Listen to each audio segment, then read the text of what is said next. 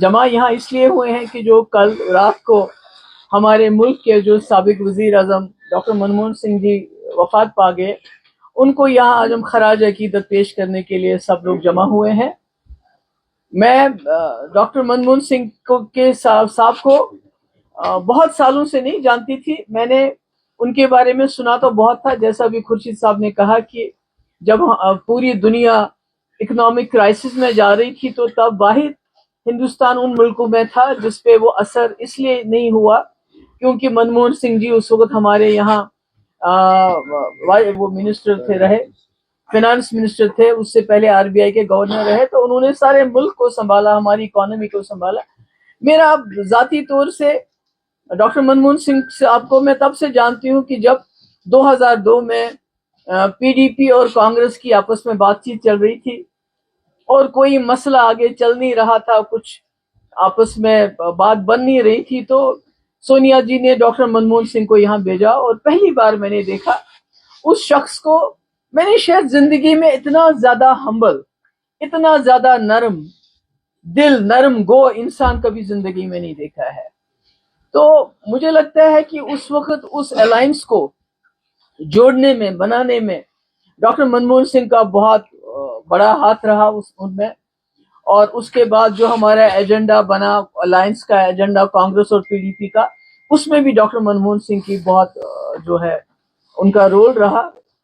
और उसके बाद वो प्राइम मिनिस्टर बने और प्राइम मिनिस्टर बनने के बाद जिस तरह उन्होंने इस मुल्क में, मतलब मुझे तो हैरानगी होती, कोई ये बात नहीं करता, 10 साल वो इस मुल्क के वजीर आजम रहे पर एक जगह कोई कम्युनल राइट नहीं हुआ।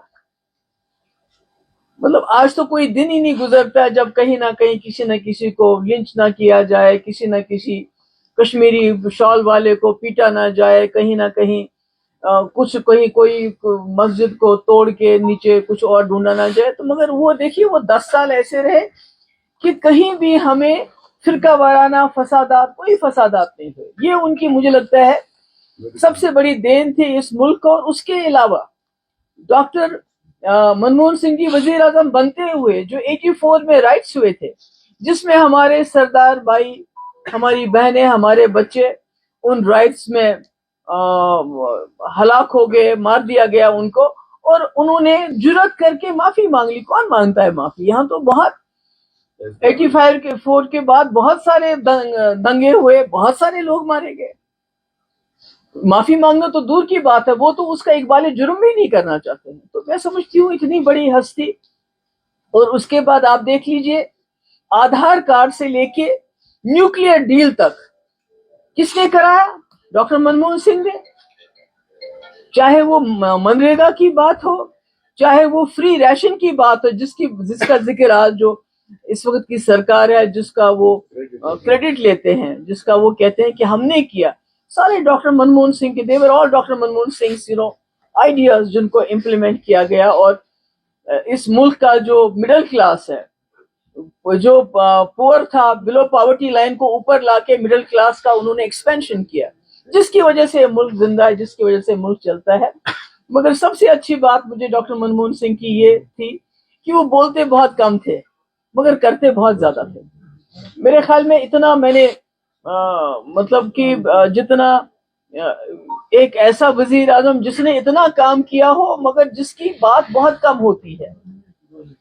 और सबसे बड़ी बात कि जो जम्मू कश्मीर के हवाले से बड़े मुखलिस रहे, इकोनॉमिक फाइनेंशियल पैकेजेस की बात करें आप, या यहाँ के पॉलिटिकल प्रोसेस की बात करें। मुझे याद है जब मुफ्ती साहब और उनके कई मीटिंग्स हुई, उसके बाद उन्होंने ऑल पार्टी मीटिंग बुलाई, तो जब हमने वहां पीडीपी ने, मुफ्ती साहब ने अपना विजन उनके सामने रखा, एजेंडा रखा, तो उसी वक्त डॉक्टर मनमोहन सिंह ने उस एजेंडे को लेके, उन कॉन्फिडेंस बिल्डिंग मेजर्स को लेके 5 ग्रुप्स बनाए।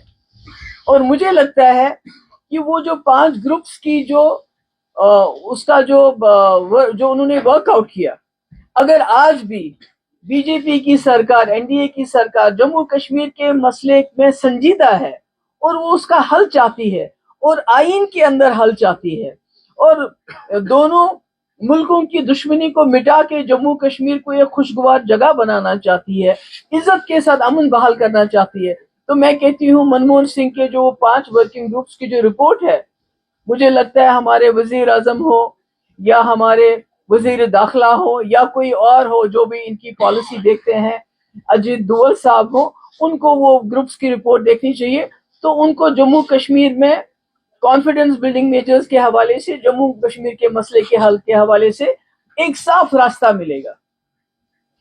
آخر میں یہی کہنا چاہتی ہوں کہ ہم لوگ، پورے ملک کے لوگ، ڈاکٹر منموہن سنگھ کو، ان کی کمی کو محسوس کریں گے. اور مجھے لگتا ہے کہ ڈاکٹر منموہن سنگھ ان وزیر اعظم میں سے بہت کم ایسے وزیر اعظم ہوئے جنہوں نے اتنا کچھ کیا ہو اس ملک کے لیے، یہاں کے غریبوں کے لیے. آج فری راشن دیتی ہے تو یہ اسکیم کس نے لائی؟ یہ قانون کس نے بنایا؟ ڈاکٹر منموہن سنگھ کے وقت میں. منریگا کا ہے جہاں آپ کو 100 دن کا روزگار دینا ہے غریبوں کو، کس نے لایا؟ ڈاکٹر منموہن سنگھ نے. نیوکلیئر ڈیل، آج تو چھوٹی چھوٹی بات کے لیے اتنے بڑے بڑے ایڈورٹیزمنٹ لگ جاتے ہیں، پر میں نے کبھی بھی ڈاکٹر منموہن سنگھ کا کہیں کوئی ایڈورٹیزمنٹ میں نہیں دیکھا کہ انہوں نے کیا. تو میں سمجھتی ہوں کہ بہت کم الفاظ کے، he was a man of few words but he was a man of action. تو اللہ تعالیٰ ان کو جو ہے وہاں جگہ دے، ان کو وہاں ان کی سول کو پیس دے، ان کو اطمینان دے، اور ان کی جو فیملی ہے ان کو یہ صدمہ برداشت کرنے کے لیے اپنی ایک اسٹرینتھ دے، ایک ہمت دے. اور ہم یہ کہنا چاہتی ہوں کہ ہم ڈاکٹر منموہن سنگھ کو ہمیشہ ان کی اچھائی، ان کے کاموں کے لیے، اور ان کی خاص کر ان کی نرم لہجے کے لیے یاد کریں گے. بہت بہت. جو ہمارے اس وقت کے پرائم منسٹر ہیں وہ بھی کہتے ہیں کہ میں بہت غریب گھر سے تعلق رکھتا ہوں، مگر ڈاکٹر منموہن سنگھ صاحب اس سے بھی زیادہ غریب گھر سے تعلق رکھتے تھے. لاہور میں 15 کلومیٹر روز اس اسکول کے لیے پیدل جاتے تھے، اور ان کو اپنی قابلیت کے بنیاد پہ ان کو اسکالرشپس ملی، ہارورڈ چلے گئے، اور اس کے بعد وہ اس ملک کے سیڑھی بس سیڑھی پرائم منسٹر بنے. اور جہاں تک جموں کشمیر کے حوالے سے آپ بات کر رہے تھے، جموں کشمیر کے مسئلے کو وہ دل سے حل کرنا چاہتے تھے. ان کی ایک تمنا تھی کہ میں پاکستان کے ساتھ، جموں کشمیر کے لوگوں کے ساتھ مل کے وہاں جا کے، کیونکہ وہ جانا چاہتے تھے، ان کا گھر تھا وہاں. مگر مودی جی کا ایک ایسا پولیٹیکل بیک گراؤنڈ ہے کہ وہ اٹھ کے چلے گئے. پر ڈاکٹر منموہن سنگھ کو شاید اتنی پولیٹیکل اپوزیشن تھی بی جے پی کی طرف سے، ان کا وہ خواب ادھورا رہ گیا. تو میں سمجھتی ہوں کہ اگر ان کے پاس جو الائنس کولیشن گورنمنٹ تھی، پر اس کے باوجود بھی جس طرح جتنی ترقی، جتنا کام، اور جس طرح جموں کشمیر میں انہوں نے یہاں کے ایک وہاں بھی ایک سٹیبل گورنمنٹ دی اور یہاں بھی ایک گورنمنٹ کو کام کرنے دیا، مجھے لگتا ہے کہ یہ بہت ہی ٹائٹ بیلنس تھا ان کے لیے یہ کام کرنا. دیکھیے میں سمجھتی ہوں کہ اگر انسان پیچھے مڑ کے دیکھے گا تو پھر کچھ حاصل نہیں ہونے والا ہے. آگے جو ہے، آگے ہمیں بہتری کی طرف دیکھنا چاہیے. اور جب تک کوئی تکلیف ہو، جب تک تکلیف ہوگی آپ نے اس کا علاج کرنا ہے. آپ اس کو وقتی طور پہ دبا سکتے ہیں، اس بیمار کا چیخنا چلانا بند کر سکتے ہیں، اس کو بے ہوشی کی دوا دے سکتے ہیں، مگر جب تک تکلیف ہے اس کا علاج آج کل پرسوں ورسوں ڈھونڈنا پڑتا ہے. Ma'am Bilal from A B P news. Ma'am 2 part question ہے کہ پہلا کہ آپ کا کوئی پرسنل اینیکڈوٹ ہو ڈاکٹر منموہن سنگھ کے ساتھ جب ملاقات ہو جس کو آپ اپنے ذہن میں ہمیشہ کے لیے سنجوئیں گی. اور دوسرا کہ کچھ کوارٹرز میں، کانگریس کے کوارٹرز میں یہ بھی مانگ چل رہی ہے کہ ڈاکٹر منموہن سنگھ کو بھارت رتن دیا جانا چاہیے، جس کا عام آدمی پارٹی نے بھی سمرتھن دیا ہے آپ کی طرف سے. نہیں، پہلی تو میں نے کہا بہت ہمبل تھے. مجھے یاد ہے کہ کئی ان سے ملاقاتیں ہوتی تھی، میں نے کبھی ان کے چہرے پہ تناؤ، کبھی غصہ، کبھی وہ ماتھے پہ شکن نہیں دیکھی. ایک بار میں کسی یہ جو ورکنگ گروپس بنائے تھے تو اس وقت کے جو وزیر اعلیٰ تھے انہوں نے کوئی اعلان کر دیا ورکنگ گروپس کے حوالے سے، بعد میں کچھ کہا کہ ایسے.